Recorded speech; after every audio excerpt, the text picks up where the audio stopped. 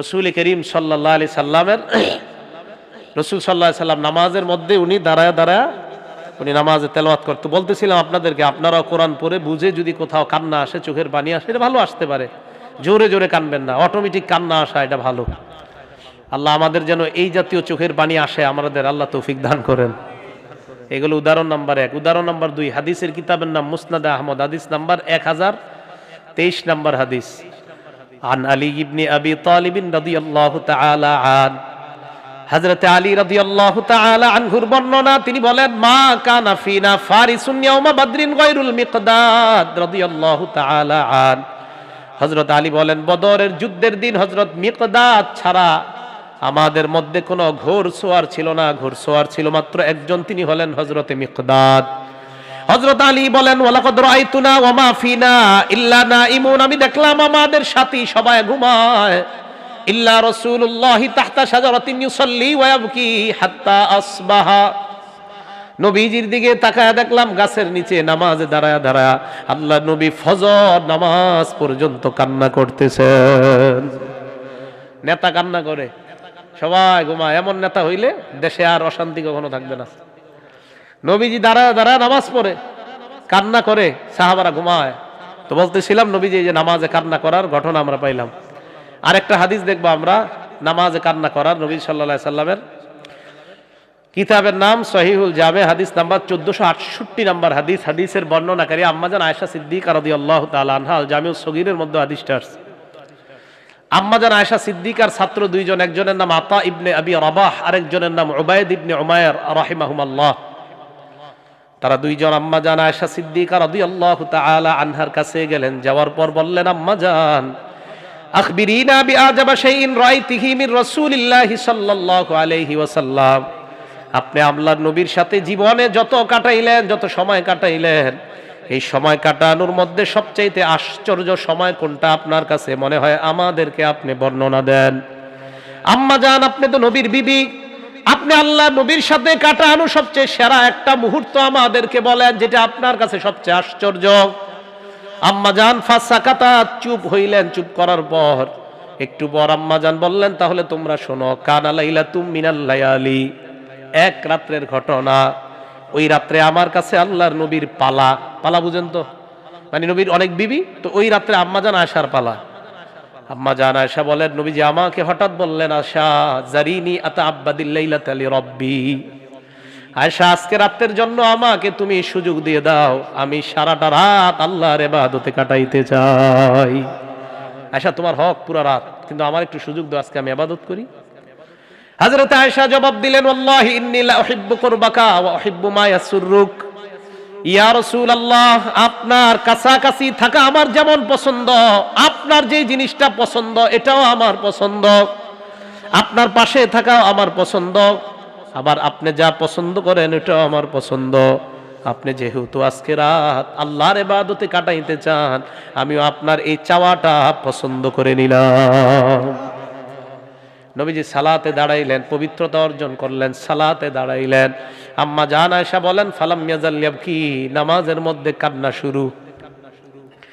আহারে নামাজে কানতে কানতে হাত্তা বাল্লা হিজরাহু, গাল ভিজে গেছে, গাল।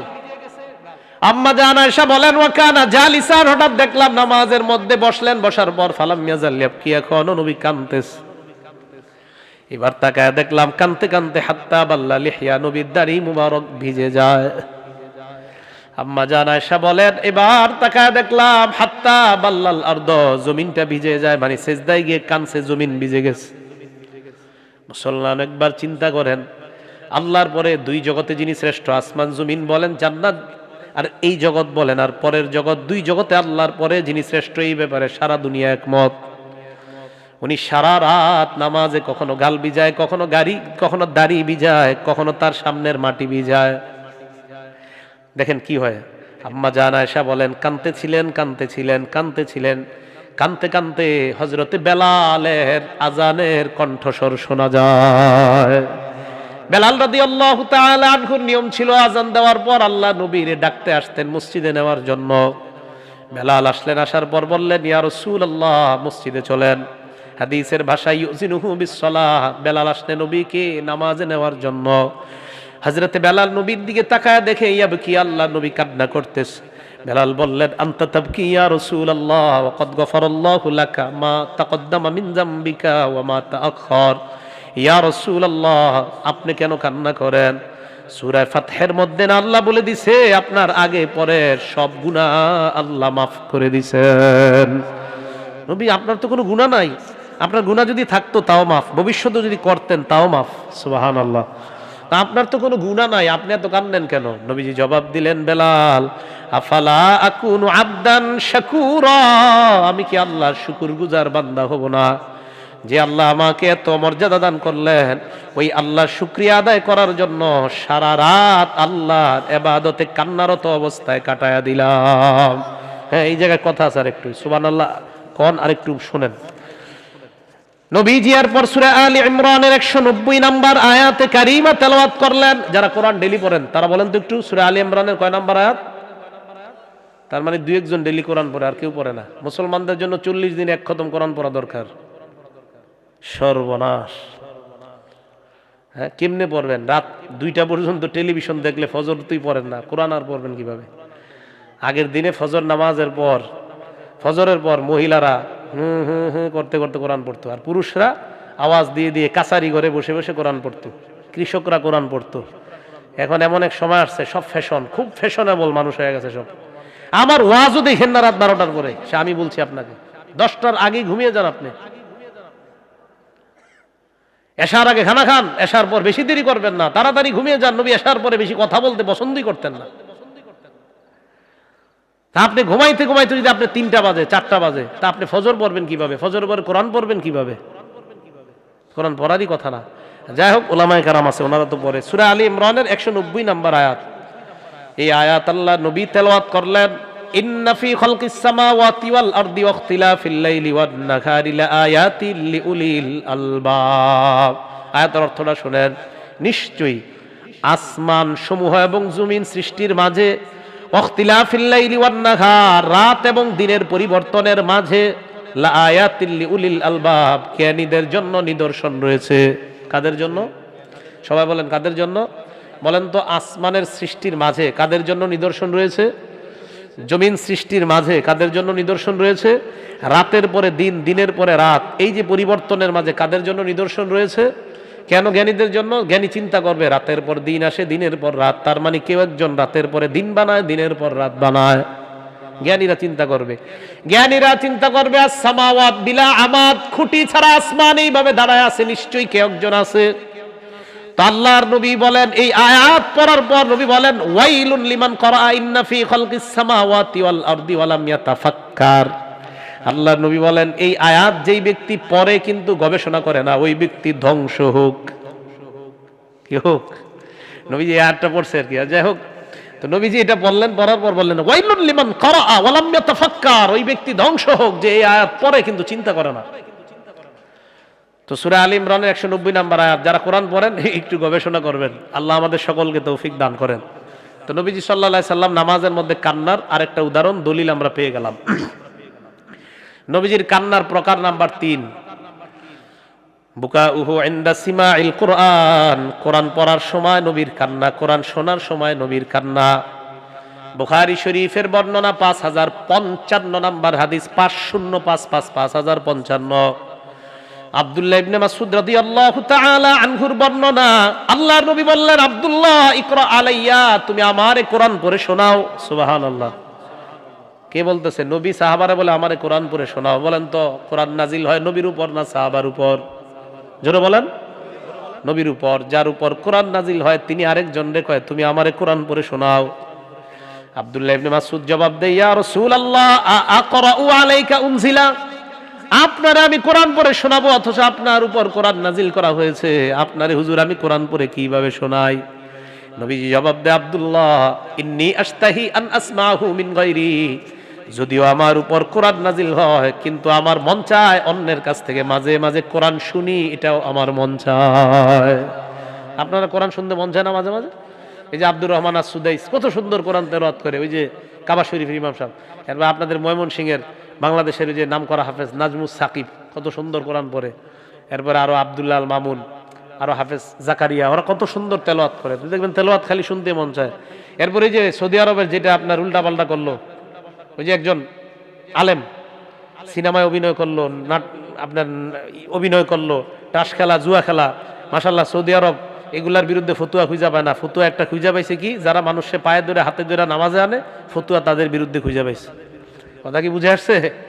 তো এখন যাই হোক, যেই লোকটা আপনার এই যে সিনেমায় অভিনয় করছে নাটকে, এটা আমি শোনার পর ওনার তেলাওয়াত আমি শুনলাম, আমার মক্কার যত ইমাম, মানে এমনি যার যার কাছে ব্যক্তিগত একটা পছন্দ থাকতে পারে, অনেকের কাছে আব্দুর রহমান সুদী, কিন্তু ওনার তেলাওয়াত শোনার পর এই যে গামিদি না কি জানি ওনার নাম, কি জানি নাম, কালবি নাকি কালিব না কি জানি, হ্যাঁ কালবি না কি জানি, এর তেলাওয়াত শোনার পর আমার কাছে মনে হয়েছে যে ওর তেলাওয়াত সবচেয়ে বেস্ট। এত সুন্দর তার কোরআন তেলাওয়াত।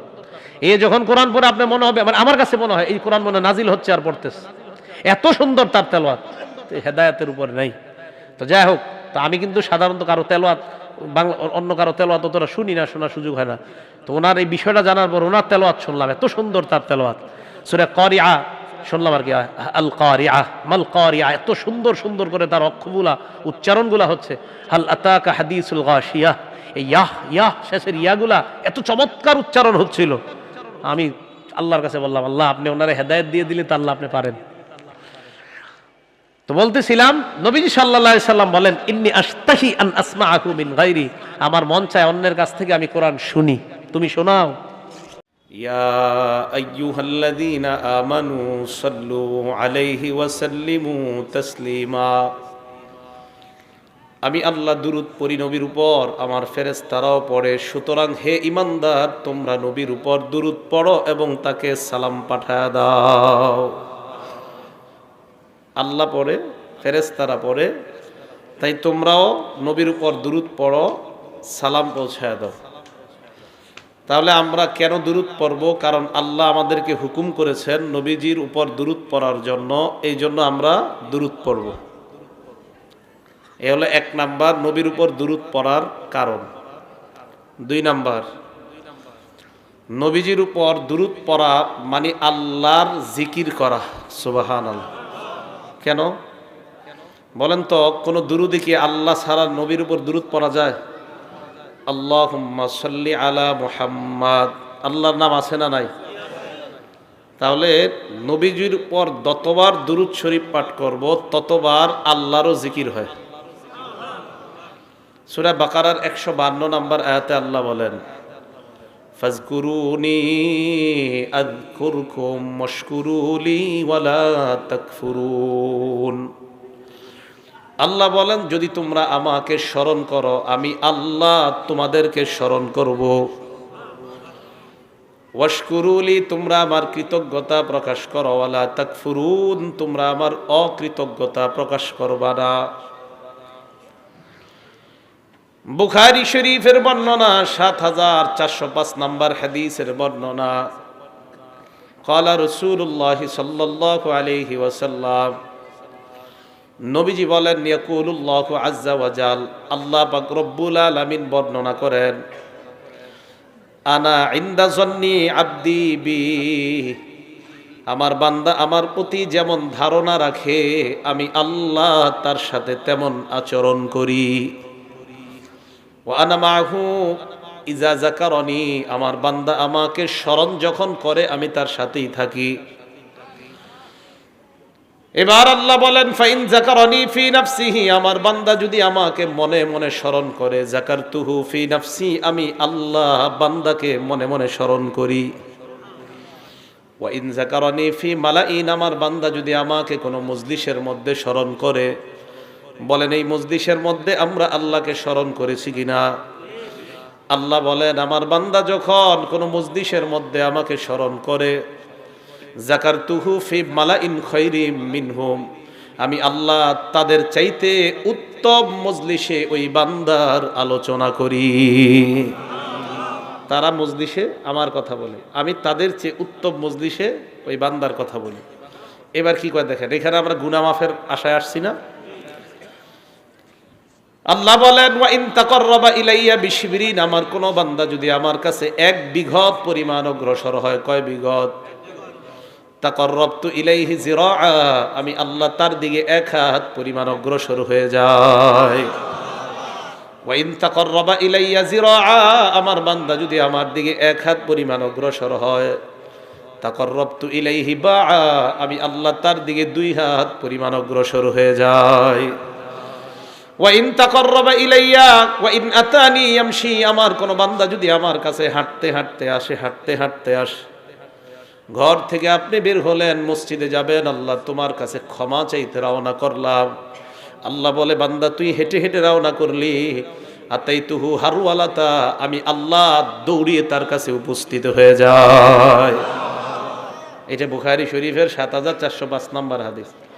তাহলে আজকে আমরা যে দুরূদ পড়ি, এই দুরূদ পড়া যেমনি ভাবে নবীজির উপর দুরূদ পড়ি, সাথে সাথে জিকির কার হয়ে যায়। তো দুরূদ যদি মনে মনে পড়েন, আল্লাহর জিকিরও মনে মনে। দুরূদ যদি মজলিসে পড়েন, আল্লাহ আপনাকে মজলিসে স্মরণ করবে। সুবহানাল্লাহ। তাহলে 2, আমরা দুরূদ পড়ব এই কারণে, কারণ দুরূদ পড়া মানে আল্লাহকেও স্মরণ করা। 3 নাম্বার, মন দিয়ে শুনবেন, পড়েন আমার সাথে, আল্লাহুম্মা সাল্লি আলা মুহাম্মাদ।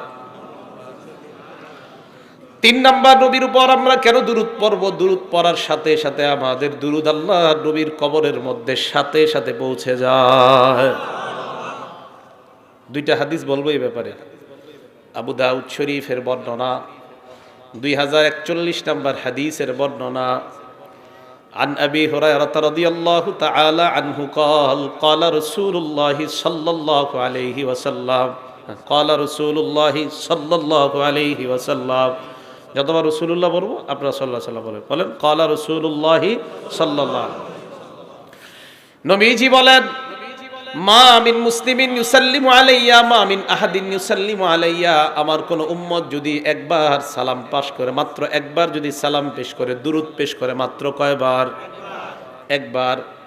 আল্লাহ নবী বলেন, পেশ করার সাথে সাথে যেই মাত্র তুমি দুরূদ পড়লা, ইল্লা রাদ্দাল্লাহু আলাইয়া রূহি হাত্তা আরুদ্দা আলাইহিস সালাম, আমার উম্মত সালাম পৌঁছানোর সাথে সাথে আল্লাহ আমার রূহটাকে এমন ভাবে তৈরি করে দেয়, ওই বান্দা ওই উম্মতের সালামের জবাব আমি নবীর সাথে সাথে দিয়ে দেই। আবু দাউদ শরীফের পরের হাদিস 2042 নম্বর হাদিসের বর্ণনা। عن أبي هريرة رضي الله تعالى عنه قال قال رسول الله صلى الله عليه وسلم, আল্লাহ নবী বলেন, লা তাজআলু বুয়ুতাকুম কুবুরা, তোমরা তোমাদের ঘরগুলোকে কবরস্থান বানাও না। ঘর কি বানাও না? মানে কবরের মধ্যে নামাজ পড়েন কেউ, ঘরের মধ্যে যদি নামাজ না পড়েন কেউ, যদি নামাজ না পড়ে ঘরটা কবরস্থান হয়ে যায়। লা তাজআলু বুয়ুতাকুম কুবুরা, তোমরা তোমাদের ঘরগুলোকে কবরস্থান বানাও না।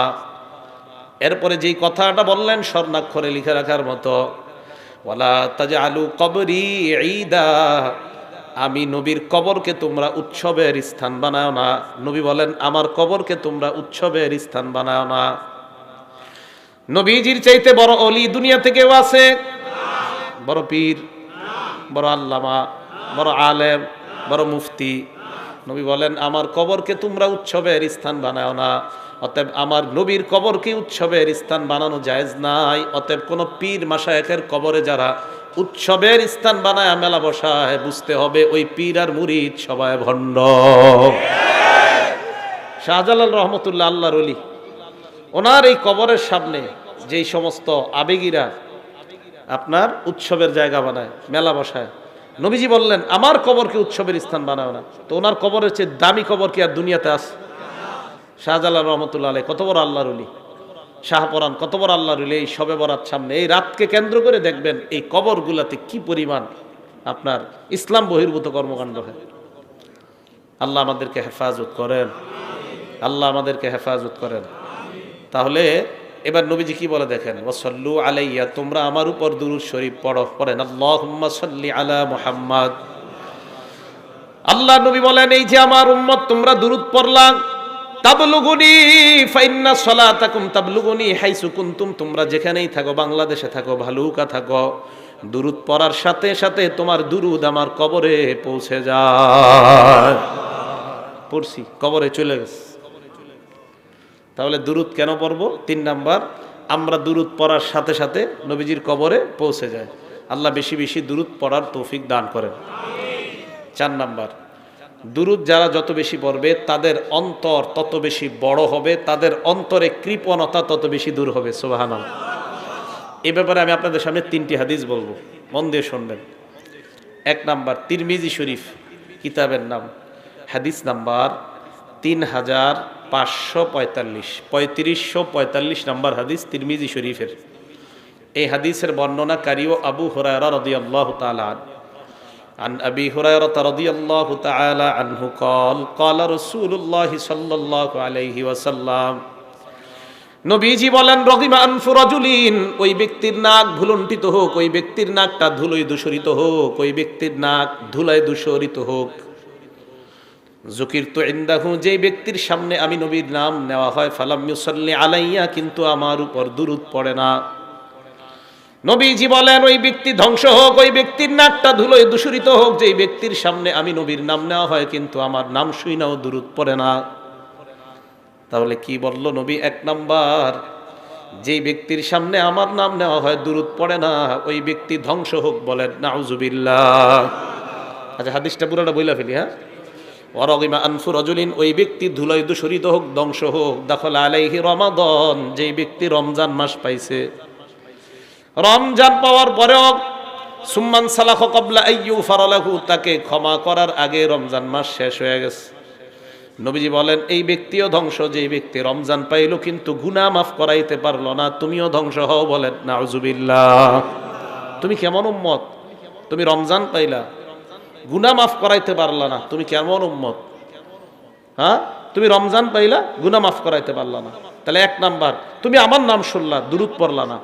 2 নাম্বার, তুমি রমজান পাইলা, তোমার গুনাহ মাফ হইল না।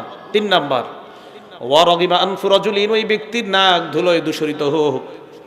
আদরাকা ইনদাহু আবাওয়াহুল কিবার, যে ব্যক্তি তার বাবা মা দুইজনকে পাইছে বৃদ্ধ বৃদ্ধা অবস্থায়, পাওয়ার পরে ফালাম ইউদখিলাহুল জান্নাহ, ওই মা বাবা ওই ব্যক্তিকে জান্নাতি বানাইতে পারে নাই। নবী কয়, তুমি কেমন সন্তান, মা বাবার খেদমত করে জান্নাত কামাই করতে পারলা না। হাদিসের মধ্যে 3 ধরনের ব্যক্তির কথা নবী বললেন। 1 নাম্বার, তুমি কেমন উম্মত, তোমার সামনে আমার নাম নেওয়া হয়, তুমি দুরূদ পড়লা না। 2 নাম্বার, তুমি কেমন উম্মত, রমজান পাইলা, গুনাহ মাফ করাইতে পারো নাই। 3 নাম্বার, তুমি কেমন উম্মত, তোমার মা বাবা তুমি পাইলা, জান্নাত কামাই করতে পারলা না। এই 3 প্রকারকে বলছে ধ্বংস। আরেক হাদিসের মধ্যে আসছে, জিবরিল আমিন এই 3 জনের জন্য বদদুয়া করছে। আমাদের নবী বলছে, আমিন, আল্লাহ কবুল করো, আল্লাহ কবুল করো, আল্লাহ কবুল করো। নবীর এই বদদুয়া থেকে আল্লাহ আমাদেরকে হেফাজত করেন। বলেন আমিন। দুরূদ না পড়লে ধ্বংস। আমার নবীজি দোয়া করছে, আল্লাহ আল্লাহ আপনি কবুল করেন। এই কথা পড়ব তো ইনশাআল্লাহ, আল্লাহ তৌফিক দান করেন। এবার আরেকটা হাদিস শোনেন। এই হাদিসটা কিতাবের নাম সহিহুত তারগীব, হাদিসের কিতাব, হাদিস নাম্বার 1784 নাম্বার হাদিস, 1784। আবু যর গিফারি রাদিয়াল্লাহু তাআলা আনহুর বর্ণনা। নবীজি সাল্লাল্লাহু আলাইহি ওয়াসাল্লাম বলেন, যেই ব্যক্তি আমার নাম শুনলো কিন্তু দুরূদ পড়লো না, এই ব্যক্তি কেমন কি অবস্থা, এই কথাটা খুব মন দিয়ে শোনেন। আবু যর গিফারি রাদিয়াল্লাহু তাআলা আনহুর বর্ণনা। একদিন আল্লাহ নবীর কাছে আসলাম, আসার পর আল্লাহ নবী সাহাবাদেরকে বলতেছেন, আলা উখবিরুকুম বিআফদালিন নাস, আমি কি তোমাদেরকে বিআবখালিন নাস, দুনিয়ার মধ্যে সবচেয়ে কৃপণ ইতর ব্যক্তির ব্যাপারে তোমাদেরকে বলবো না?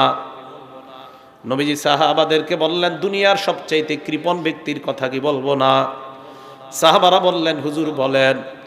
আল্লাহ নবী জবাব দিলেন, ওই ব্যক্তি সবচেয়ে দুনিয়ার মধ্যে কৃপণ, যুকিরতু ইনদাহু, যার সামনে আমার নাম নেওয়া হয়, ফালাম ইউসাল্লি আলাইয়া, কিন্তু দুরূদ পড়ে নাই, জালিকা আবখালুন নাস, আমি নবী তাকে দুনিয়ার সবচেয়ে কৃপণ মানুষ হিসাবে ঘোষণা দিলাম। বলেন নাউজুবিল্লাহ।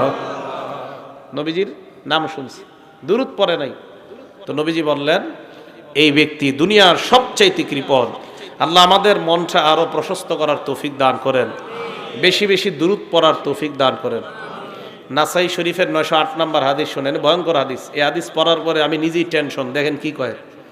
আর আব্দুল্লাহ ইবনে আব্বাস রাদিয়াল্লাহু তাআলা আনহুমা قال, আব্দুল্লাহ ইবনে আব্বাস রাদিয়াল্লাহু তাআলা আনহুমার বর্ণনা, قال রাসূলুল্লাহ সাল্লাল্লাহু আলাইহি ওয়াসাল্লাম, আল্লাহ নবী বলেন, মান নাসিয়া সালাতা আলাইয়া, যেই ব্যক্তি আমার উপর দুরূদ পড়তে ভুলে যায়, খতিয়া তরিকুল জান্নাহ, ওই ব্যক্তি জান্নাতে যাওয়ার রাস্তা ভুলে যায়। হ্যাঁ, যে ব্যক্তি আমার উপর দুরূদ পড়তে ভুলে যায়, ওই ব্যক্তি জান্নাতে যাওয়ার রাস্তা ভুলে যায়। আল্লাহ আমাদেরকে বেশি দুরূদ পড়ার তৌফিক দান করেন। তাহলে দেখছেন কত বড় ভয়ঙ্কর কথা এটা। হ্যাঁ, খুব ভয়ঙ্কর কথা। নাসাই শরীফের 908 নম্বর হাদিস, নবী সাল্লাল্লাহু আলাইহি সাল্লাম বললেন, আমার উপর দুরূদ পড়তে যে ভুলে যায় সে জান্নাতে। আমাদের কৃতকর্মের কারণে, অপরাধের কারণে আমাদের কাছে বিপদ আসে, এই কথাটা বুঝতে কি কারো কষ্ট হয়? তা আল্লাহ বলছেন, তোমাদের কাছে যে বিপদ আসে এটা তোমাদের নিজেদের হাতের কামাই। তা আল্লাহ বলেন, সব অপরাধের কারণে বিপদ তো আসে না। ওয়াফু আন কাসির, বেশিরভাগ তো আল্লাহ মাফ করে দেয়। তো চিন্তা করেন, যদি সবগুলার জন্য ধরতেন তো কি অবস্থা হইতো? কিছু কিছু অপরাধে বিপদ আসে, তো আল্লাহ বলেন সবগুলার জন্য বিপদ আসে না। যদি আসতো তো কি হইতো? বিসমিল্লাহ।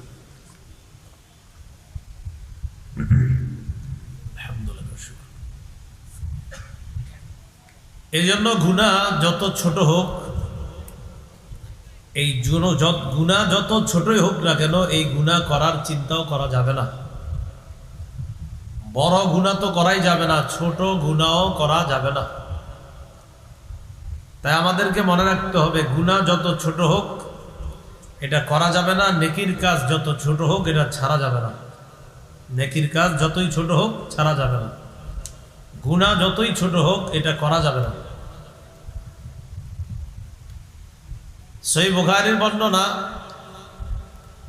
6308 নম্বর হাদিস, আব্দুল্লাহ ইবনে মাসউদ রাদিয়াল্লাহু তাআলা আনহুর বক্তব্য, তিনি বলেন, ইন্নাল মুমিনা ইয়ারা যুনুবাহু কাআন্নাহু কাঈদুন তাহতা জাবাল ইয়াখাফু আন ইয়াকা আলাইহি।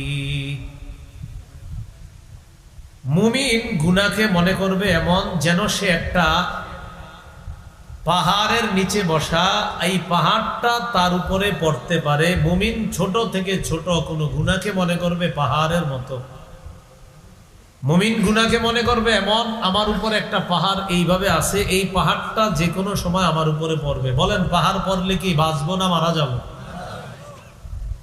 আব্দুল্লাহ ইবনে মাসউদ বলেন, একটা ছোট গুনাহকেও মনে করতে হবে পাহাড়ের মতো, এই পাহাড়টা আমার উপর পড়লেই আমি শেষ। তো আজকে থেকে কোনো গুনাহ যখন আমরা করব, করার আগে এটা মাথায় আসা যে এই গুনাহটা এটা একটা পাহাড়ের মতো, পাহাড় যেমন আমার উপরে পড়লে আমি শেষ, এই গুনাহটা আমারে শেষ করে দিতে পারে। ওয়াইন্নাল ফাজিরা ইয়ারা যুনুবাহু কাযুবাবিন মাররা আলা আনফি। পাপাচার ব্যক্তি গুনাহকে মনে করে মাছির মতো, যে মাছি নাকের ডগার সামনে দিয়ে যায় আবার আসে। যেমন আমার নাকের সামনে একটা মাছি গেল আর আসলো, অর্থাৎ সে গুনাহকে গুনাহই মনে করে না। একটা মাছি আসলো, এটারে সরাইয়া দিলাম, ব্যাপার না। তো পাপাচার গুনাহকে মনে করে ছোট একটা মাছি নাকের সামনে আসলো, এটা সরাইয়া দিলাম। আর ইমানদার একটা গুনাহকে মনে করবে পাহাড়, এই পাহাড় আমার উপর পড়বে, আমি ধ্বংস হয়ে যাব। তাহলে ইমানদার আর পাপাচার, ইমানদার গুনাহকে কিসের মতো মনে করবে ভাই? পাহাড়। আর পাপাচার গুনাহরে কি মনে করে? মাছি, কোনো ব্যাপার না। এজন্য তিরমিজি শরীফের বর্ণনা, রাসূলুল্লাহ সাল্লাল্লাহু আলাইহি সাল্লাম বলেন, মানুষ যখন গুনাহ করে তখন তার অন্তরের মধ্যে একটা কালো দাগ পড়ে যায়। একবার গুনাহ করছেন একটা কালো দাগ, আরেকটা করছেন আরেকটা করছেন আরেকটা, দেখেন গুনার কালো দাগ পড়তে পড়তে পুরাটা ভরে যায়। তিরমিজি শরীফের বর্ণনা 3334 নম্বর হাদিস, عن أبي هريرة رضي الله تعالى عنه عن النبي صلى الله عليه وسلم قال إن العبد إذا أخطأ خطيئة نكتت في قلبه نكتة سوداء। নবীজি বলেন, ইমানদার যখন একটা গুনাহ করে, কোন বান্দা যখন একটা গুনাহ করে, নুকিতাত ফি কলবিহি নুকতাতুন সাউদা, তার অন্তরের মধ্যে একটা কালো দাগ পড়ে যায়। ফাইদা হুয়া নাযা ওয়াস্তাগফারা ওয়া তাবা, ওই বান্দা যখন গুনাহ ছেড়ে দেয়, ইস্তেগফার পরে আর তওবা করে, সুকিলা কলবুহু, তার অন্তর আবার স্বচ্ছ হয়ে যায়, তার অন্তর আবার সাদা হয়ে যায়। গুনাহ করলে কালো দাগ, ফাইদা হুয়া নাজা, গুনাহটা যখন ছেড়ে দেয়, ওয়াস্তাগফারা, ইস্তেগফার করে, ওয়া তাবা, আর তওবা করে, সুকিলা কলবুহু, তার কলবটা আবার দাগ মুক্ত করে দেওয়া হয়, দাগটা সরায় দেওয়া হয়। কিন্তু আপনি আজকে করতেছেন, কইরা তওবা করেন নাই, আজকে করছেন, কালকে করছেন, পরের দিন খালি করতেছেন। ওয়া ইন আদা জিদা হাত্তা তালু কলবা ওয়া হুয়া আর-রানুল্লাযী যাকারাল্লাহ। বান্দা যখন গুনাহটা বারবার করে, তখন ওই বারবার গুনাহ করলে তার কালো দাগটা বাড়ে। দেখেন তো, এক গুনাহ এক দাগ, আবার গুনাহ করছেন আরেকটা দাগ, আবার করছেন আরেকটা দাগ। কলব ছোট্ট একটা গোস্তের টুকরার মতো, মসুরের ডাইলের মতো, এটার উপরে কালো দাগ পড়তে পড়তে পড়তে পড়তে এক পর্যায়ে পুরা কলবটা কালো দাগের নিচে ডুবে যায়। ওয়াহুয়ার রান, কোরআনে এটাকেই বলা হয়েছে মরিচা। বলেন কি বলা হয়েছে? আর এই মরিচা যার কলবে পড়ে যাবে, তার ব্যাপারে আল্লাহ বলেন, কাল্লা বাল রানা আলা কুলুবিহিম মা কানু ইয়াকসিবুন। তাদের কৃতকর্মের কারণে, গুনাহের কারণে তাদের কলবের মধ্যে জং ধরে গেছে, মরিচা পড়ে গেছে। আল্লাহ আমাদের সকলকে আজকেই গুনাহ থেকে তওবা করার নসিব দান করেন। গুনাহ থেকে তওবা করে ফেলেন। আর যদি আপনার কলবটা এমন অবস্থা আল্লাহর কাছে যান যে পুরা কলব কালো মরিচার নিচে পড়ে গেছে, কাল্লা ইন্নাকুম আর রাব্বিহিম ইয়াউমা ইযিল লামাহজুবুন, এই জাতীয় মরিচা পড়া কলব ওয়ালাদের থেকে আল্লাহ আড়াল হয়ে যাবে, কিয়ামতের মাঠে তাকে দেখতেও চাইবে না। যা, কারণ ওর কলব পুরাটা মরিচা, এখন পুরা কালো মরিচা, জং ধরে গেছে। তাহলে আগের কথায় আসি, গুনাহ যত ছোট হোক কি করব না, নেকির কাজ যত ছোট হোক ছাড়া যাবে না।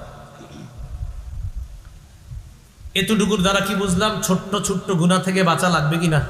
কারণ ছোট্ট গুনাহ একটা, আবার কালকে করছেন দুইটা, আবার কালকে তিনটা, আবার কালকে চারটা। বলেন তো, এক বেশি না দুই বেশি? দুই বেশি না তিন বেশি? তিন বেশি না চার বেশি?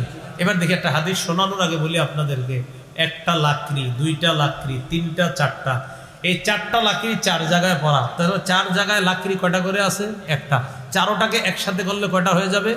চারটা। আচ্ছা, একটা লাকড়ি চুলার মধ্যে দিলে যতটুকু জ্বলবে, চারটা একসাথে দিলে কম না বেশি জ্বলবে? বুঝছেন নি এটা? তাহলে হাদিস শোনেন। মুসনাদে আহমদের বর্ণনা, তাখরিজুল মুসনাদ, 22,808 নম্বর হাদিস। ক্বালা রাসূলুল্লাহ সাল্লাল্লাহু আলাইহি ওয়াসাল্লাম, ইয়্যাকুম ওয়া মুহাক্কিরাতিজ যুনুব, তোমরা ছোট ছোট গুনাহ থেকে বাঁচো। ফাইন্নামা মাসালু মুহাক্কিরাতিজ যুনুব কামাসালি কওমিন নাযালু ফি বাতনি ওয়াদ। ছোট ছোট গুনাহের দৃষ্টান্ত এমন, এক সম্প্রদায় কোন জঙ্গলের মধ্যে গেছে, যাওয়ার পর খিদা লাগছে, খাবারের প্রয়োজন, তাকায় দেখে আটা আছে, সব আছে, কিন্তু লাকড়ি জ্বালানোর মতো যেই লাকড়িগুলা দরকার ওই লাকড়িগুলা নাই। আগুন জ্বালানোর মতো যেই লাকড়ি দরকার লাকড়ি নাই, সব আছে, তেল টেল সব আছে, খালি লাকড়ি নেই। আমির সাহেব চিন্তা করতেছে, এই মুহূর্তে নগদ ক্ষুধা, এটা মিটাবো কেমনে? তো লাকড়ি জমাবে কিভাবে? তো ঘটনাচক্রে মনে করেন আমির সাহেবের সাথে আসে 30 জন, 30 জনে 30টা লাকড়ি আনলে একসাথে কয়টা লাকড়ি হবে? 30টা। আমির সাহেব বুদ্ধি করে কইলেন, তোমরা 30 জন নগদ তাড়াতাড়ি 30টা আনো। আচ্ছা বলেন তো, একজনে যদি 30টা আনার দায়িত্ব দিত, তাহলে সময় কম লাগতো না বেশি লাগতো? একসাথে বলছে 30 জন 30টা নিয়ে আস। তাহলে আলাদা আলাদা 30টা আলাদা আলাদা যদি করেন, কম না বেশি? কম। আলাদা আলাদা প্রত্যেকটা একটা একটা, 30টা এক লগে করলে কম না বেশি? হ্যাঁ, রাসূল বলেন। এক সম্প্রদায় কোন এলাকায় গেছে, যাওয়ার পর এবার তারা রুটি রান্না করবে, রুটি খোলায় দিবে। এই রুটি খোলায় দেওয়ার পর সিদ্ধ করে এই রুটি ভাজবে, এটার পর তারা খাবে। কিন্তু সব আছে, শুধু লাকড়ি নাই। সবাইকে বলল লাকড়ি আনো, একটা একটা লাকড়ি আইনা স্তূপ করার পর এই লাকড়ি দিয়ে আগুন জ্বালিয়েছে। রাসূলুল্লাহ সাল্লাল্লাহু আলাইহি সাল্লাম বলেন, আনদাজু খুবজাতাহুম, রাসূল বলেন এক পর্যায়ে তারা তাদের এই রুটি এটাকে রান্না করে তারা খায়। আল্লাহ রসুল বলেন, দেখো যেমনি ভাবে একসাথে লাকড়িগুলা হওয়ার কারণে আগুন জ্বালানো সহজ হয়ে গেল, আর আগুন তখন ওই লাকড়িগুলারে পুড়ে শেষ করে ফেললো। তোমার ছোট্ট ছোট্ট গুনাহগুলার দৃষ্টান্ত এমন, তুমি ছোট ছোট গুনাহ যখন করবা, এই করার পর এগুলো যখন স্তূপের মতো হবে, তুহলিকুহু, রসুল বলেন এই ছোট্ট ছোট্ট একটা আলাদা, 10টা হলে একসাথে 10টা, ছোট্ট ছোট্ট 20টা গুনাহ হলে আলাদা, একসাথে যদি 20টা হয়ে যায় তখন 20টা। রসুল বলেন এই ছোট্ট ছোট্ট 20টা 30টা গুনাহের স্তূপ তুহলিকু, বান্দাকে ধ্বংস করে ছাড়ে। তাহলে ছোট গুনাহ আলাদা কম, কিন্তু ছোট গুনাহগুলা করতে করতে করতে করতে স্তূপ হয়ে যাবে, তুহলিকু, বান্দারে ধ্বংস করে ছাড়বে। লাকড়ি আলাদা আলাদা একটা কম, একসাথে হইলে আগুন জ্বলে লাকড়ি সব শেষ হয়ে যায়। রাসূল বলেন গুনাহ ছোট্ট ছোট্ট যদিও ছোট, কিন্তু একসাথে হলে অনেক বড় স্তূপ হয়ে তোমারে ধ্বংস করে ছাড়বে। আম্মা জান আয়েশা সিদ্দিকা রাদিয়াল্লাহু তাআলা আনহার বর্ণনা, ইবনে মাজাহ 4243 নম্বর হাদিস। বিসমিল্লাহ। আল্লাহুম্মা লাকাল হামদু ওয়া লাকাশ শুকর। আম্মা জান আয়েশা সিদ্দিকা রাদিয়াল্লাহু তাআলা আনহা বলেন, قالت لي رسول الله صلى الله عليه وسلم إياك ومحقرات الأعمال فإن لها من الله طالبا। আয়েশা, ছোট ছোট অপরাধগুলোর ব্যাপারেও সাবধানতা অবলম্বন করো, কেননা এই ছোট ছোট অপরাধগুলোর ব্যাপারেও আল্লাহর কাছে জিজ্ঞাসিত হতে হবে, আল্লাহ এটারও হিসাব নিবে। তাহলে ছোট ছোট গুনাহ এই ব্যাপারেও জিজ্ঞাসা করবে কে? আল্লাহ। তো বলেন আবার আগের কথা, ছোট গুনাহ করা যাবে, বড়টা তো চিন্তাও করবো না, তাহলে ছোট গুনাহও করবো না ইনশাআল্লাহ। আল্লাহ কবুল করেন, আমাদের সকলকে গুনাহ ছেড়ে দেওয়ার তৌফিক দান করেন। সহিহ বুখারীর বর্ণনা 6492 নম্বর হাদিস। দেখেন, আমাদের মাথার চুলগুলা অনেক মোটা, আরে মাথার চুল দাড়ি অনেক মোটা। আচ্ছা, আনাস রাদিয়াল্লাহু তাআলা আনহু বলেন, ইন্নাকুম লাতা'মালুনা আ'মালান হিয়া আদাক্কু ফি আ'য়ুনিকুম মিনাশ শা'r। তোমরা এমন এমন কাজ করো যে কাজগুলা তোমাদের চোখে চুলের চাইতেও সূক্ষ্ম। দেখেন, তোমরা এমন এমন অপরাধ করো, গুনাহ করো, যে গুনাহগুলা তোমাদের কাছে চুলের চাইতেও সূক্ষ্ম, মনে হয় এটা কোনো ব্যাপার না। হযরত আনাস বলেন, তোমরা যেই অপরাধটাকে চুলের চাইতেও আরো হালকা মনে করো, ইন কুন্না লানাউদ্দুহা আলা আহদি রাসূলিল্লাহ সাল্লাল্লাহু আলাইহি সাল্লাম মিনাল মুবিকাত। তোমরা যেটারে চুলের চাইতে হালকা গুনাহ মনে করো, আমরা এই গুনাহটারে রাসূলের যুগে ধ্বংসকারী গুনাহ হিসাবে গণ্য করতাম। বুঝেন নাই মনে হয়? তোমরা যেটারে চুলের চাইতে হালকা মনে করো, নবীর যুগে এই গুনাহটারে আমরা মনে করতাম এটাই আমারে ধ্বংস করবে, আর তোমরা এটারে কোনো ব্যাপার না মনে করো। আমরা দেখবেন যখন 4-5 জন চা খাই, অনেক উল্টা পাল্টা কথা বলে ফেলি, তখন আরেকজনে ভাই কি বললি, কার এটা কোনো ব্যাপার না, হ্যাঁ কে এমনি কইলাম আর কি, ব্যাপার না। আনাস বলেন, তোমরা যেটারে ব্যাপার না মনে করো, রাসূলের যুগে ওইটাকে আমরা ধ্বংসকারী অপরাধ বলে গণ্য করতাম।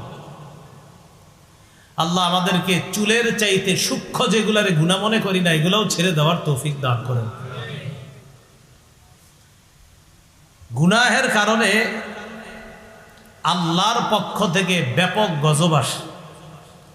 গুনাহ করে 10 জন, গজব আসবে পুরা এলাকার উপর। আবার বলছি, গুনাহ করে 10 জন 15 জন, গজব আসবে ওই 15 জন অপরাধী সহ আরো নিরপরাধ 85 জনের উপরে, এই সবার উপরে গজব আসবে। 100 জন ভালো মানুষ, 15 জন গুনাহ করে, ব্যাপকভাবে গুনাহটা করে, ওই 85 জন বাধাও দেয় না। এই যে 15 জন গুনাহ করে আর ব্যাপকভাবে গুনাহটা করে, একদম জানায়া টানায়া, কোনো ব্যাপার না। রাসূল বলেন 15 জনের অপরাধে গজব আসবে সবটির উপর। মুসনাদে আহমদের বর্ণনা, আম্মা জান উম্মে সালামা রাদিয়াল্লাহু তাআলা আনহার বর্ণনা, 26638 নম্বর হাদিস। আম্মা জান আয়েশা সিদ্দিকা রাদিয়াল্লাহু তাআলা আনহা বলেন, قال رسول الله صلى الله عليه وسلم إذا ظهرت المعاصي في قرية। নবীজি বলেন, কোন সম্প্রদায়ের মাঝে, কোন কওমের মাঝে, কোন এলাকার মাঝে যখন গুনাহ ব্যাপক হয়ে যায়, বলেন কি হয়ে যায়? সুদ খাওয়াটা হুজুর এটা কি ব্যাপক না গোপন? এই যে সুদ যে খায়, আমরা কিন্তু জানি কারা খায় এলাকায়, তাহলে বিষয়টা ব্যাপক, হয়তো কিছু কইতেছি না, কিন্তু ব্যাপক হয়ে গেছে। আম্মাকুমুল্লাহু বিআযাবিম মিন ইনদিহি, আল্লাহ পাক রব্বুল আলামিনের পক্ষ থেকে ব্যাপকভাবে ওই এলাকায় গজব আসে। নাউজুবিল্লাহ। তাহলে গুনাহ যখন প্রকাশ্যে রূপ ধারণ করে আল্লাহর পক্ষ থেকে ব্যাপকভাবে গজব আসে। আম্মা জান উম্মে সালামা রাদিয়াল্লাহু তাআলা আনহা বলেন, আমা ফীহিম সালিহুনা ইয়া রাসূলুল্লাহ, ওগো আল্লাহর নবী, তাদের মাঝে কি কোনো ভালো মানুষ নাই? যেই মানুষগুলারে আল্লাহ ব্যাপক গজব দ্বারা পাকড়াও করবে, তাদের মাঝে কি ভালো মানুষ নাই? নবীজি বললেন, আয়েশা, তাদের মাঝে ভালো মানুষ আছে ঠিক, এরা গজবের মধ্যে পড়বে, তারাও মারা যাবে। সুম্মা ইয়াসিরুনা ইলা মাগফিরাতিম মিনাল্লাহ, কিয়ামতের ময়দানে ওই ভালো মানুষগুলা আল্লাহর ক্ষমা নিয়ে তারা আলাদা হয়ে জান্নাতি হবে। করোনা ভাইরাসে ভালো মানুষ মারা গেছে নি? বাসে অনেক প্রচুর ভালো মানুষও মারা গেছে। এখন করোনা এটা যে আল্লাহর পক্ষ থেকে গজব, নিঃসন্দেহে কোনো সন্দেহ নাই, কিন্তু এই গজবে অনেক ভালো মানুষও মারা গেছে। নবীজি বলেন, গজব আসলে ভালোরাও পড়বে, ধ্বংস হবে, মারা যাবে। হ্যাঁ, ওই ভালো মানুষগুলা কারা ভালো ছিল, কিয়ামতের মাঠে আল্লাহ তাদেরকে আলাদা করে তাদেরকে জান্নাত দান করবে। তাহলে কি বুঝলাম? গুনাহ যখন ব্যাপক হয়ে যায়, আযাব তাদেরকে ব্যাপকভাবে পাকড়াও করে। আওয়াজটা একটু কমান ভাই, উপরের আওয়াজটা একটু কমান, ওইটা এখানে আওয়াজ রাখেন। 5টি অপরাধ আছে এমন, যে 5 অপরাধের কারণে আমাদের উপর বিভিন্ন গজব আসে। কয় অপরাধ? 5টা অপরাধের কারণে আমাদের উপর বিভিন্ন গজব আসে। ইবনে মাজাহ হাদিসের কিতাব 4019 নম্বর হাদিস। এই হাদিসের বর্ণনাকারী সাহাবীর নাম আব্দুল্লাহ ইবনে ওমর রাদিয়াল্লাহু তাআলা আনহুমা। খুব মন দিয়ে শুনেন, এই 5টা অপরাধ, 5 অপরাধে আমাদের উপর বিভিন্ন গজব আসে। আব্দুল্লাহ ইবনে ওমর রাদিয়াল্লাহু তাআলা আনহুমা বলেন, আকবালা আলাইনা রাসূলুল্লাহ সাল্লাল্লাহু আলাইহি ওয়াসাল্লাম, একদিন আল্লাহ রাসূল সাল্লাল্লাহু আলাইহি সাল্লাম আমাদের দিকে ফিরে তাকাইলেন। তাকানোর পর আমাদেরকে বললেন, খামসুন ইযা তুলিতুম বিহিন্না আউযু বিল্লাহি আন তুদরিকুহুন্না। আমার উম্মত, 5টা অপরাধ আছে এমন, যেই 5 অপরাধ দ্বারা তোমাদেরকে পরীক্ষা করা হবে। আমি আল্লাহর কাছে দোয়া করি ওই 5 পরীক্ষায় যেন তোমরা না পড়ো, কিন্তু আমরা পড়ে গেছি। মানে রাসূল দোয়া করছিলেন তোমরা যাতে না পড়ো। কয় পরীক্ষা? 5। খামসুন, 5টি পরীক্ষা এমন, ইযা তুলিতুম বিহিন্না, যখন তোমাদেরকে 5 পরীক্ষা করা হবে, তখন বিভিন্ন ধরনের গজব তোমাদের উপর আসবে। কয় পরীক্ষায় বিভিন্ন গজব আসবে? 5 পরীক্ষায়। 1 নাম্বার, যেই সম্প্রদায়ের মাঝে ব্যাপকভাবে অশ্লীলতা ছড়িয়ে পড়বে। লাম তাজহারিল ফাহিশাতু ফি কওমিন ক্বাত্তু হাত্তা ইউলিনু বিহা। কোন সম্প্রদায়ের মাঝে যদি অশ্লীলতা ছড়ায় পড়ে, আর তারা যদি ঘোষণা দিয়ে অশ্লীলতা করে, আমার বাড়িতে আমি গান বাজাবো, আপনার কি আসেনি? হ্যাঁ, অশ্লীলতা যখন মানুষ প্রকাশ্যে ঘোষণা দিয়ে করবে, আমি বাড়িতে আইনা ব্যাপকভাবে সিনেমা দেখানোর আয়োজন করবো, আপনি কথা কর কে? হ্যাঁ, এরকম ভাবে যখন অশ্লীলতা ঘোষণা দিয়ে করা হবে, আমার বাসার সাথে আমি গানের অনুষ্ঠান করবো, নাচানাচি হবে, গান হবে, এতে আপনার কি? আপনার বাসায় করছি, আমার বাসায় করতেছি। রাসূল বলেন, প্রকাশ্যে যখন এমন অশ্লীলতা ছড়ায় পড়বে, তখন কি হবে ওই জনগণের? ইল্লা ফাশা ফীহিমুত তাউন ওয়াল আউজাউল্লাতী লাম তাকুন মাযাত ফী আসলাফিহিমিল্লাযীনা মাযাউ। তখন তাদের মাঝে ইল্লা ফাশা ফীহিমুত তাউন, মহামারী দেখা দিবে। বিভিন্ন কি দেখা দিবে? করোনা মহামারী ছিল নি, কিন্তু আমরা শুধরাই নেই। এই যে করোনা ভাইরাস আইলো না, এটাতে শুধরাই নেই। নারী পুরুষ সবাই মুখ ডাকছিলাম কিনা? তো তখন মুখ ডাকতে কিন্তু কারো সমস্যা হয় নাই, কিন্তু এখন যখন পর্দা করতে বলবেন, বলবে আমার চেহারা ঘামায়, শরীরে সমস্যা হয়। কিন্তু ওই 2 বছর যদি আপনার মুখেও কোনো একটা মাস্ক না থাকতো, এই সরেন, দূরে সরেন, বাসে উঠেন না, করোনা থেকে বাঁচার জন্য আমার মা বোন সবাই মাস্ক পরলো, জাহান্নামের আগুন থেকে বাঁচার জন্য পর্দা করতে পারে না। মহামারী দেখা দিবে। 2 নাম্বার দেখেন কি কয়, আল আউজাউল্লাতী লাম তাকুন মাযাত ফী আসলাফিহিমিল্লাযীনা মাযাউ। এমন এমন রোগ দেখা দিবে, যেই রোগের কথা আগের জনগণ কোনোদিনও শুনে না। বলেন 50 বছর আগে করোনা নাম কে শুনছে? হ্যাঁ, এখন ডেঙ্গু, এই ডেঙ্গুর কথা 500 বছর আগে কারা শুনছে? তো রসুল বলেন এমন এমন রোগ বিমারি আসবে যেই রোগের নাম আগে কোনোদিন জনগণ শোনে নাই। চিকুনগুনিয়া, করোনা, এরপরে হেলেনা, আয়লা, নার্গি, সিডর, দোলেনা, মাতেনা, কথা কয় না, কত রকমের নাম আসতেছে। রসুল বলেন এমন এমন গজব আসবে যেই গজবের নাম আগের জনগণ কখনো শোনে নাই। সামনের দিকে দেখবেন এরকম নাম বের হবে বিভিন্ন। তাহলে বিভিন্ন নাম আসতেছে না গজবের? এটা তো রসুল বলেই দিয়েছেন, তোমাদের উপর অশ্লীলতা ছড়ায়া পড়লে এমন গজব আসবে যে গজবের কথা আগের জনগণ কোনোদিনও শোনে নাই। তাহলে 1 নাম্বার, অশ্লীলতা ছড়ায়া পড়বে। 5 পরীক্ষার 1 পরীক্ষা, অশ্লীলতার পরীক্ষা। এই পরীক্ষায় একদল অশ্লীলতা প্রকাশ্যে করবে আর গজব আসবে পুরো জাতির উপর। 2 নাম্বার, ওয়ালাম ইয়ানকুসুল মিকিয়াল ওয়াল মিজান, যেই জাতির মধ্যে ওজনে কম দেওয়া হবে, পরিমাপে কম দিবে। কিসে? যেই জাতি ওজনে কম দিবে, পরিমাপে কম দিবে, এই জাতির উপর 3টে আযাব আসবে। ওজনে কম দিবে যেই জাতি, তাদের উপর 3টে আযাব আসবে। 1 নাম্বার, ইল্লা উখিযু বিসসিনিন, অর্থনৈতিক গজব দেখা দিবে। অর্থনৈতিক গজব দেখা দিবে, ফসল হবে না, চারদিক থেকে মানুষ বিপদে পড়বে। ওয়া শিদ্দাতিল মাউনা, বিপদ আপদ আসতে থাকবে। ওয়া জাওরিস সুলতানি আলাইহিম, তাদের উপর জালেম শাসককে আল্লাহ চাপায়া দিবে। যেই জাতি ওজনে কম দিবে 3টা গজবের অপেক্ষা করতে হবে। 1, অর্থনৈতিক গজব। 2 নাম্বার, বিভিন্ন ধরনের বালা মুসিবত, একের উপর এক বালা মুসিবত। 3 নাম্বার, ওয়াজাউরিস সুলতানি আলাইহিম, তাদের উপর আল্লাহ জালেম শাসক চাপায়া দিবে। তাহলে প্রথম পরীক্ষা অশ্লীলতা, দ্বিতীয় পরীক্ষা ওজনে কম দিবে একদম। ওজনে কম দেওয়া বাংলাদেশে না থাকলেও দুনিয়াতে আসেনি? বাংলাদেশে আছে তো, আছে। 3 নাম্বার, ওয়ালাম ইয়ামনাউ যাকাতা আমওয়ালিহিম ইল্লা মুনিউল কাতরা মিনাস সামা, যেই দেশের মানুষ যাকাত আদায় করবে না, যাকাত ফরজ হওয়ার পরেও যাকাত আদায় করবে না, ওই দেশে আল্লাহ পাক রহমতের বৃষ্টি বন্ধ করে দিবেন। কৃষকের যেই সময় বৃষ্টি প্রয়োজন ওই সময় বৃষ্টি হবে না, যখন প্রয়োজন থাকবে না তখন হবে। প্রয়োজনীয় বৃষ্টিটা কৃষক পাবে না। লাউলাল বাহাইমু লাম ইউমতারু, আল্লাহ কয়, নবীজি কয় জানোনি মাঝে মাঝে কেন বৃষ্টি হয়? তোমাদের অপরাধের কারণে আল্লাহ বৃষ্টি কিন্তু দিতে চায় না। কিছু প্রাণী আছে যারা সাঁতার কাটে বৃষ্টির মধ্যে, তারা আরাম পায়, তারা মজা পায়, তাদের কারণে আল্লাহ দুনিয়াতে বৃষ্টি দেয়, তোমাদের কারণে কিন্তু বৃষ্টি দেয় না। আমরা অপরাধ করার পরেও আল্লাহ বৃষ্টি দেওয়ার কথা না, কেন দেয়? আমার কিছু প্রাণী আছে বৃষ্টি পাইলে ওরা খুব খুশি হয়, ওদের কারণে দিচ্ছি, তোমাদেরকে না।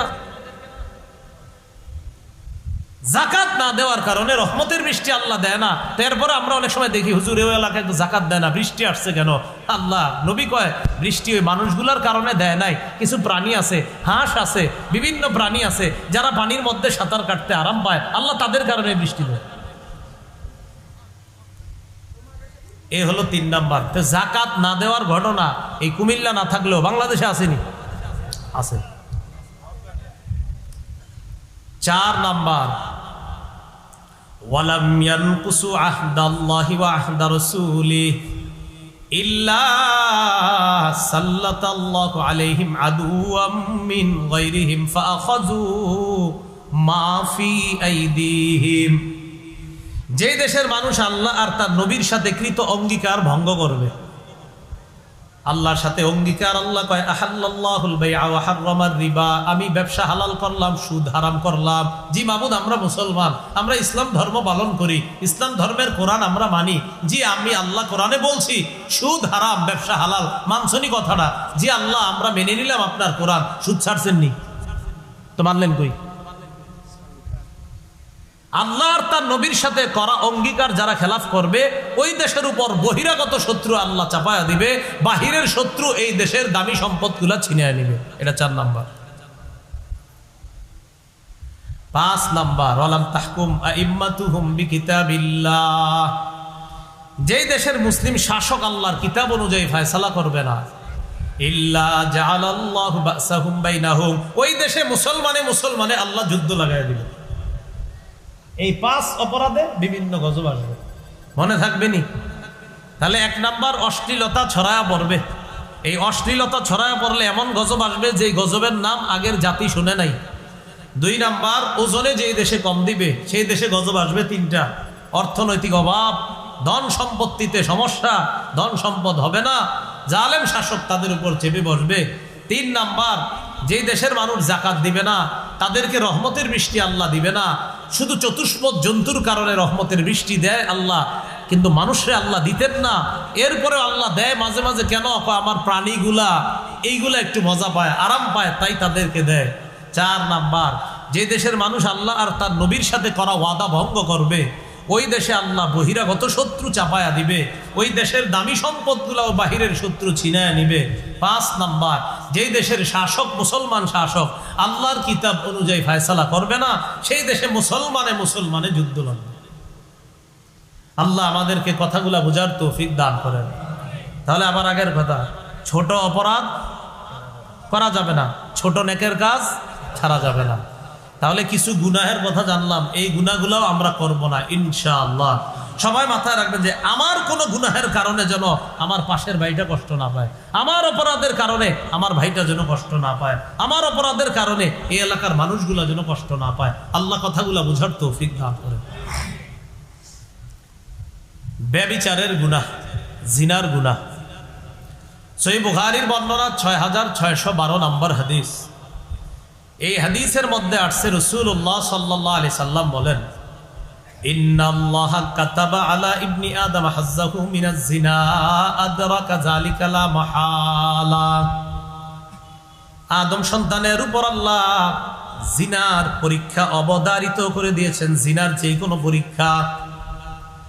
আদম সন্তান শুধুমাত্র মনে করে একটা অপরাধ জিনা, নবী কয় না না, চোখের জিনা এটাও একটা পরীক্ষা, কানের জিনা পরীক্ষা, হাতের জিনা পরীক্ষা, অঙ্গ প্রত্যঙ্গের জিনা পরীক্ষা। চোখ বলবে অন্যদিকে তাকাও, এটা আল্লাহর পরীক্ষা। নবী বলেন এটা তোমার চোখের জিনা, এইটা তোমার চোখের পরীক্ষা, এই পরীক্ষায় তোমার পাশ করা লাগবে। ফাজিনাল আইনি আন-নাজরু, নবী বলেন চোখের জিনা হলো দেখা। ওয়া জিনাল লিসান আল মানতিক, মুখের জিনা হলো কথা বলা। হাসবেন না যুবক ভাই, কারোর সাথে আপনি ফোনে কথা বললেন, অপর পাশে যদি এমন একটা মেয়ে থাকে যার সাথে আপনার পর্দা ফরজ, এটা আপনার মুখের জিনা। কথা বলার পর এবার আপনি উল্টা পাল্টা কল্পনা করলেন, এটা আপনার কলবের জিনা। তার সাথে কোনোদিন সাক্ষাৎ করলেন, এই সাক্ষাতের পর তার দিকে তাকাইলেন, চোখের জিনা। তার শরীরে স্পর্শ করলেন, হাতের জিনা। পা দিয়ে হেঁটে হেঁটে তার সাথে সাক্ষাতের জন্য রওনা করলেন, এটা আপনার পায়ের জিনা। ওয়াল ফারজু ইউসাদ্দিকু যালিকা ওয়া ইউকাযযিবু, লজ্জাস্থান এই জিনাকে বাস্তবে রূপদান করে, নাউযুবিল্লাহ। ব্যাপকভাবে ছড়ায় পড়ছে। অভিভাবক সন্তানগুলার খবরদারি করেন, ছেলে মেয়ের খবরদারি আপনি জানি পারবেন না, যারা বাবা আছেন আপনার বিবিরে বলবেন, কারণ বিবি সাধারণত ছেলে মেয়ের রুমে ঢুকার জন্য পারমিশন তেমন লাগে না। বাবার সাথে একটু সম্পর্কটা কেমন হয় ছেলে মেয়েদের ভাষায়, যে বাবা একটু লজ্জাবোধ করে, কিন্তু মা সমস্যা নেই, মা ছেলে মেয়ের রুমে ঢুকে যায়, সমস্যা নেই। এজন্য আপনি আপনার বিবিরে বলেন ছেলে মেয়ের খবরদারি করো।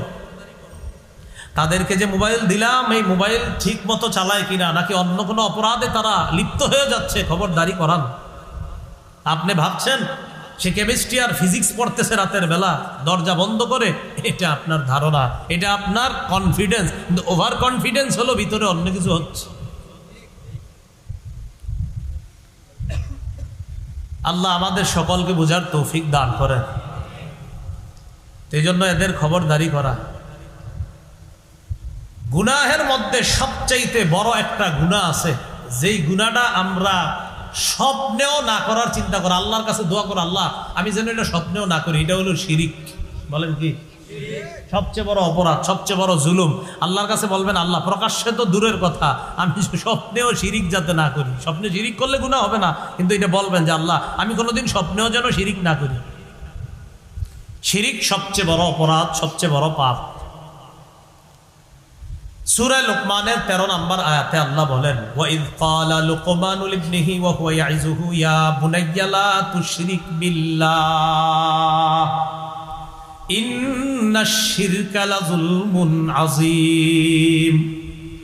ওই সময়কে স্মরণ করুন, লোকমান যখন তার সন্তানকে উপদেশ দিতে গিয়ে বললেন, সন্তান, আল্লাহর সাথে শিরিক করবা না, শিরিক সবচেয়ে বড় জুলুম। শিরিক করলে জান্নাত হারাম হয়ে যায়, বলেন নাউজুবিল্লাহ।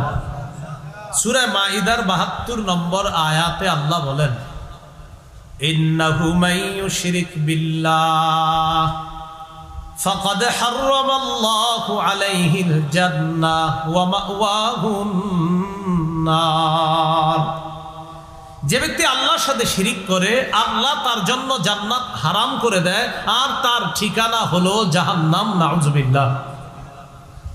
তাহলে শিরিককারী ঠিকানা কোথায় বলেন তো? জাহান্নাম। শিরিক করা যাবে না।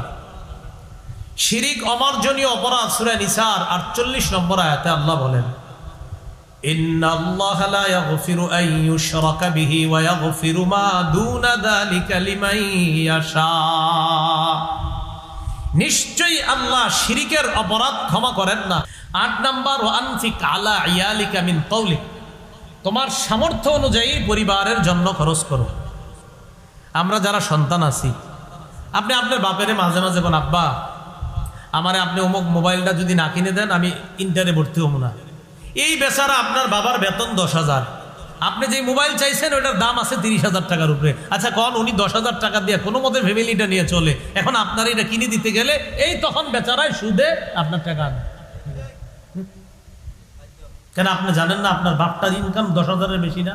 কেন আপনি ওনার এই বাধ্য করেন?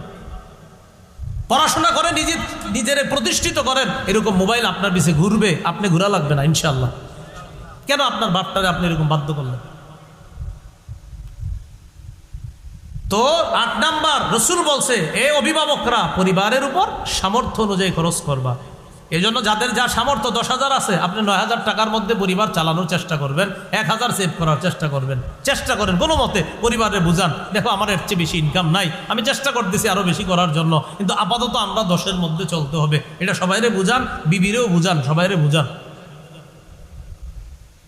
৯ নাম্বার, ওয়ালা তারফা আনহুম আসাকা আদাবা। পরিবারের উপর থেকে শাসনের লাঠি উঠাইবা না। শাসনের লাঠি কি?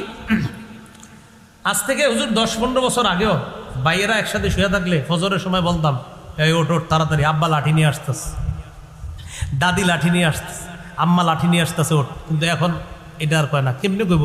বাপ মাই তো ওঠে না। আরে ঘুমায় ৩টা বাজে, সবগুলা তো উঠবে কেমনে ফজরে? কত সুন্দর নিয়ম কানুন ছিল যে আপনার ফজরের সময় মা ২ ভাই বোন একসাথে মাদ্রাসায় পড়তাম, মনে করেন তো ৭ দিনের জন্য ছুটিতে আসতাম, আসলে ফজরের সময় আপনার তো চিন্তা করতাম, আরে ৭ দিনই তো ঘুমামু, এরপরে গেলে তো আবার শুরু, আর ঘুমাইতে পারবো না। তো মনে করেন ঘুম, ফজরের সময় এসে আম্মায় ওঠ, দ্বিতীয়বার আবার ওঠ, তৃতীয়বার করবো। এগুলারে কিল্লেগা পড়াশোনা করাই, নামাজের সময় ১৪ বার ডাকা লাগে, উঠা তখন দৌড় দিই। এই যে একটা পরিবারের শাসন, পারিবারিক শাসনগুলা কত সুন্দর ছিল আগে, এখন নাই। স্কুল বলেন, কলেজ বলেন, মাদ্রাসা বলেন, সব ছেলে মেয়েগুলা আগে একটা শাসনের ভয় পাইতো। কলেজ বলেন, স্কুল বলেন, সব ছেলে মেয়েগুলা একটা ভয় কাজ করতো তাদের মাঝে, এই নামাজ না পড়লে আম্মা খাওয়ান দিব না, আব্বা ঘরে ঢুকতে দিব না। আগে ছেলে মেয়ে কি স্কুল বলেন কি মাদ্রাসা বলেন, সবাই একজন আরেকজনে বলতো, কারণ পরিবারের প্রধান যিনি, তার একটা শাসনের লাঠি ছিল, মানে তার অবস্থাটাই ছিল এমন যে তাকে পরিবারের সবাই এই ব্যাপারগুলোতে শ্রদ্ধা করতো। হ্যাঁ, নামাজ রোজা ঠিক না থাকলে ঘরে কিন্তু আম্মায় ভাতও দিব না, আব্বা ঢুকতে দিব না। কিন্তু এই ঐতিহ্যগুলা হারিয়ে যাচ্ছে মুসলমান সমাজ থেকে, এই ঐতিহ্যগুলা নাই। ১০ নাম্বার, ওয়াকিফহুম ফিল্লাহি আযজা ওয়া জাল। আল্লাহর ব্যাপারে পরিবারকে সবসময় ভয় দেখাও। প্রতিদিন এশার নামাজের পর বা যখন পারেন পরিবারের সদস্যগুলা নিয়ে বসেন, বৈশা কিতাব পড়েন, কিতাব পড়া শোনান, এদেরকে বুঝান, শোনান যে হযরত আবু হুরায়রা বলেন, নবীজি এটা বলেছেন, আল্লাহ তাআলা বলেন, এটা বলেছেন। এইভাবে পরিবারকে প্রতিদিন কিছু কিছু বক্তব্য আপনি বৈশা বৈশা কোনো কিতাব পড়ে শোনান। ফাজাইল আমল হতে পারে, মুনতাখাব হাদিস হতে পারে, হেকায়েতে সাহাবা হতে পারে, অথবা ধর্মীয় ভালো কোনো কিতাব বসেন পড়া, এগুলো আপনি অন্যদেরকে শোনান। এখন ফাজাইলে আমল তাহকিক হিসাবে বেরোইছে, আপনার তাহকিক করে বেরোইছে, মানে তাহকিক মানে আগেরটাকে আবার এটাকে তাহকিক করে বিশুদ্ধ আকারে নতুন করে বের করা হয়েছে। তো আপনি এটা কিনে নেন, কিনে ঘরে আরেকজনকে বসে বসে শোনান, মেয়েরে শোনান, পরিবারে শোনান, ছেলে মেয়েগুলারে প্রতিদিন অন্তত আধা ঘন্টা বলে নেন যে ওই টাইমে সবাই ওই ঘরে বসে যাইবা, আমাদের তালিম হবে। আখিফহুম ফিল্লাহি আযজা ওয়া জাল। 10 নাম্বার, সন্তানকে ভয় দেখাও। 9, 8, 9, 10টা মনে থাকবে নি। 8 সামর্থ্য অনুযায়ী খরচ, 9 শাসনের লাঠি উঠাইবা না। মানে আমার সন্তান এমন হওয়া, এমন একজন বাপ হওয়া আমি, যে আমার সন্তান অন্তত এটা বুঝে যে আমার বাপটা এমন, আমি দুনিয়ার কোনো চাহিদা পেশ করলে আমার বাপ চেষ্টা করবে আমার চাহিদাটা পূরণ করতে, কিন্তু আখেরাতের ব্যাপারে আমার বাপ আমার একটু ছাড় দিবে না। আপনার সন্তানের যেন এই মানসিকতা তৈরি হয় আপনার প্রতি। 10 নাম্বার, পরিবারকে আল্লাহর ব্যাপারে ভয় দেখাও। কেউ ভাই পারা যাবে না ইনশাআল্লাহ? তাহলে এই 10টা উপদেশ মুআজ ইবনে জাবাল রাদিয়াল্লাহু তাআলা আনহুকে রাসূল দিলেন। আজকে এই পর্যন্তই। আল্লাহ পাক রব্বুল আলামিন আমাদের সকলকে যে কথাগুলো শুনলাম, তাহলে ওই প্রথম ইয়াটা বললেন, ছোট গুনাহ আর বড় গুনাহ, শিরিকের মতো গুনাহ স্বপ্নেও দেখা যাবে না। করা তো দূরের কথা, আল্লাহ শিরিক যেন স্বপ্নেও না দেখি। ছোট গুনাহ করা যাবে না, আর নেকির কাজ ছোট হলেও করা যাবে না। আল্লাহ আমাদের সকলকে ছোট বড় সব ধরনের গুনাহ থেকে বেঁচে আমরা সবাই যেন সুন্দর একটা জীবন নিয়ে জান্নাতে আবার একসাথে হতে পারি, আল্লাহ তৌফিক দান করেন। যেই ঘরের নারী পুরুষের যত বেশি লজ্জা, ওই ঘরের মধ্যে আল্লাহ তত বেশি কল্যাণ আর বরকত দিয়ে দেয়। কোন ঘরের নারী পুরুষের যদি লজ্জা বেশি হয়, ওই ঘরে বরকত তত বেশি হয়। এই স্পষ্ট হাদিস। এই জন্য লজ্জা, পূর্ববর্তী যত নবী আছে সমস্ত নবীদের সুন্নত হলো লজ্জা। ক্বালা রাসূলুল্লাহ সাল্লাল্লাহু আলাইহি ওয়াসাল্লাম, আল্লাহ নবী বলেন, ইন্না মিম্মা আদরাকান নাসু মিন কালামিন নুবুওয়াতিল উলা। আমাদের নবীর আগে যত নবী দুনিয়াতে আসছে সমস্ত নবী তার উম্মতকে বলছে, ইদা লাম তাস্তাহি ফাসনা মা শিতা। তোমার যদি লজ্জা না থাকে, তোমার যা মন চায় তুমি তা করো। লজ্জা কারো যখন না থাকে তখন তার যা মন চায় তা করে। লজ্জা না থাকলে কয়, আমার পোশাক আমি পরবো, পোশাক কি টাকনুর নিচে পরবো না উপরে পরবো, এটা আমার বাপের ব্যাপার। লজ্জা না থাকার কারণে প্রথমে 3 কোয়ার্টারের পরে 2 কোয়ার্টার, এরপরে রানের উপরে এখন আসছে। মেয়েদের নির্লজ্জতা এত, বেহায়াপনা এত নিম্ন পর্যায়ে পৌঁছে গেছে। মেয়েরা কয়, আমি আমার পোশাক পরবো, কার সামনে পরবো, কিভাবে পরবো, এটা আমার নিতান্ত ব্যক্তিগত ব্যাপার। ওই সমস্ত নারীদেরকে জানায় দেওয়া দরকার। আমাদের দেশের নায়ক নায়িকাদেরকে মানুষ আইডল মনে করে। হাদিসের ভাষায় নায়ক নায়িকারা হলো সবচেয়ে দেশের সবচাইতে বড় নির্লজ্জ আর বেহায়া, নির্লজ্জ। এটা হাদিসের বর্ণনা, রাসূল করিম সাল্লাল্লাহু আলাইহি সাল্লাম বলে দিয়েছেন। সব নবী তার উম্মতকে বলছে, তোমার লজ্জা না থাকলে তোমার যা মন চায় তুমি তা করো। আল্লাহ আমাদের সকলকে লজ্জাশীলতার গুণ যেন আমরা অর্জন করতে পারি, আল্লাহ তৌফিক দান করে। লজ্জা 4 প্রকার। জোরে বলেন, লজ্জা কয় প্রকার? 4 প্রকার। 1 নাম্বার, আল হায়াউ মিনাল্লাহ। 1 নাম্বার, আল্লাহকে লজ্জা পাওয়া। জোরে বলেন, কাকে লজ্জা পাওয়া?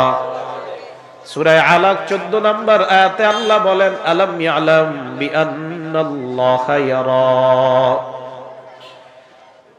আল্লাহকে লজ্জা পাওয়ার কি অর্থ? তিরমিজির বর্ণনা 2458 নম্বর হাদিসে আব্দুল্লাহ ইবনে মাসউদ রাদিয়াল্লাহু তাআলা আনহুর বর্ণনা। আল্লাহ নবী বলেন, ইস্তাহিউ মিনাল্লাহি হাক্কাল হায়া। তোমরা আল্লাহকে যথাযথভাবে লজ্জা পাও। সাহাবা প্রশ্ন করলেন, ইয়া রাসূলুল্লাহ, আল্লাহকে তো আমরা লজ্জা পাই, আপনি লজ্জা দ্বারা কি বুঝাইতে চান? আল্লাহ নবী বলেন, আল্লাহকে লজ্জা পাওয়ার অর্থ আবার 4টা। লজ্জা কয় প্রকার? আর আল্লাহকে লজ্জা পাওয়ার অর্থ কয়টা? 1 নাম্বার, আন তাহফাজার রাসা ওয়া মা ওয়া। তোমার মাথা আর মাথার আশেপাশে যেই অঙ্গগুলা গুনাহ থেকে বাঁচাইবা।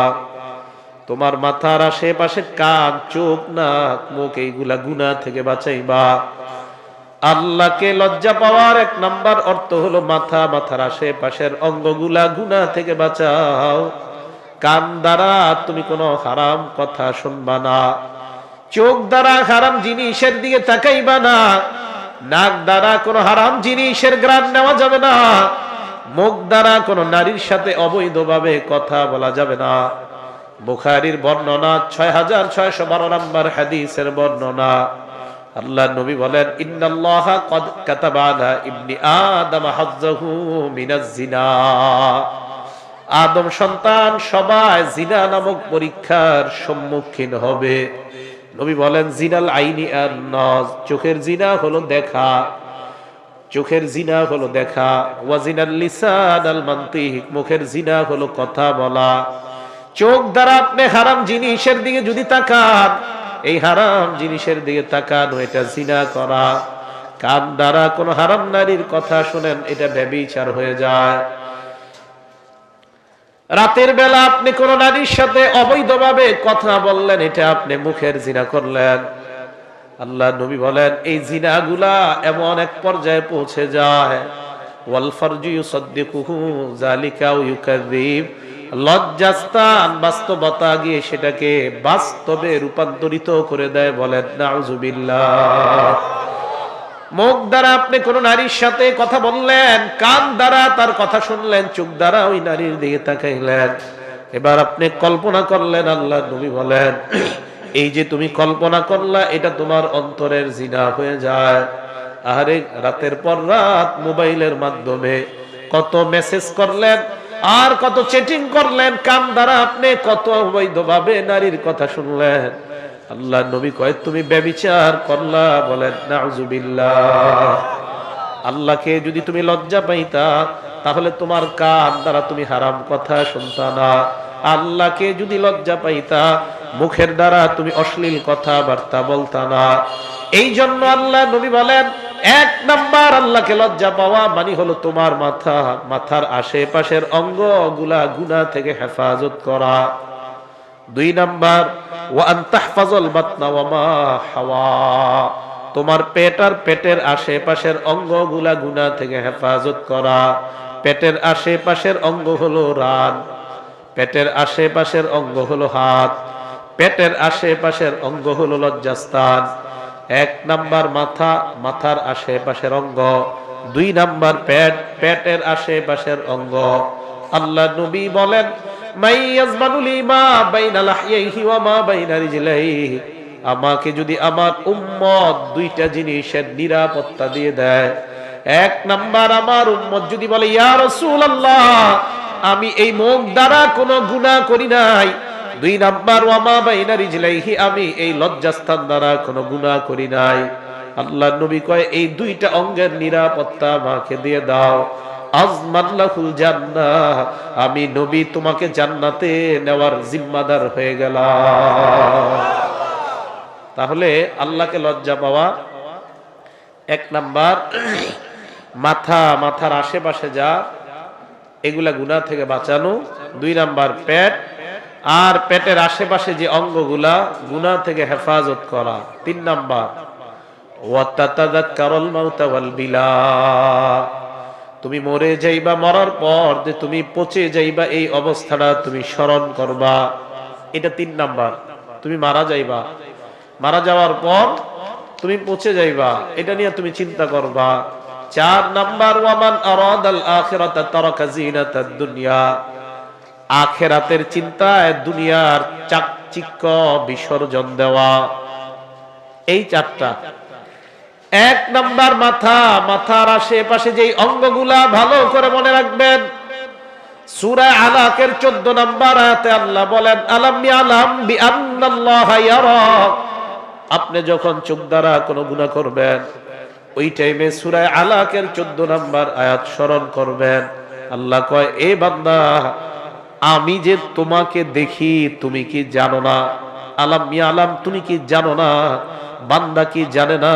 আল্লাহ ইয়ারা, আল্লাহ বান্দাকে দেখে। আপনি কান দ্বারা গুনাহ করতেছেন, আল্লাহ বলে বান্দা কি জানে না, এই যে কানের গুনাহ করতেছে আমি আল্লাহ দেখতেছি। চোখের কোনা দিয়ে যদি কোনো অশ্লীল ভাবে কোনো নারীর দিকে আপনি তাকান, আল্লাহ বলে ইয়ালামু খাইনাতাল আয়ুনি ওয়া মা তুখফিস সুদূর, তোমার এই চোখের কোনা কি খেয়ানত করে এটাও আমি আল্লাহ জানি। চোখের কোনা, এই কোনা দিয়া তুমি কি গুনাহ করো আমি আল্লাহ জানি। তুমি এই চোখ দিয়া ডাইরেক্ট না তাকায়া আর চোখে কার দিকে তাকাইলা, ইয়ালাম, আল্লাহ বলেন ইয়ালামু, আমি আল্লাহ জানি। আল্লাহ আমাদের সকলকে আল্লাহকে যেন লজ্জা পাই আল্লাহ তৌফিক দান করেন। সব সময় আয়াতটা মনে রাখবেন, সূরা আলাকের 14 নম্বর আয়াত। আল্লাহ বলেন বান্দা কি জানে না আমি আল্লাহ তাকে দেখি? গুনাহ করার সময় এই অনুভূতি আপনার মধ্যে আসা যে বান্দা কি জানে না আমি তাকে দেখি। আল্লাহ আমাদের সকলকে আল্লাহকে যেন আমরা লজ্জা পাই আল্লাহ তৌফিক দান করে।